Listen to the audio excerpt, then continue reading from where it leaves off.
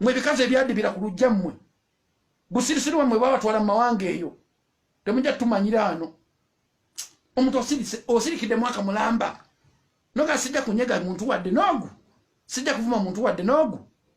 at the end of the day no posting ekintu omuntu nakufukira ekizibu nakuvuma nakufula nefula ntino ye yakulisa ngolinga ngangulira ne data nga nekyo okupostinga goyina okukimpa goyina okumbulya kikyengenda okupostinga oba kyengenda okwogera sia mmwe bapipa pamwe ebe musinikire ebinnyo byammwe eyo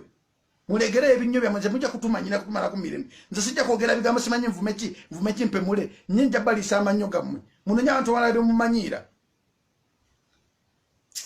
mukuli okusoma babinonye ebizibu byabo nina ebizibu byange bimala I have like 200 people to feed kusende zange zenekolera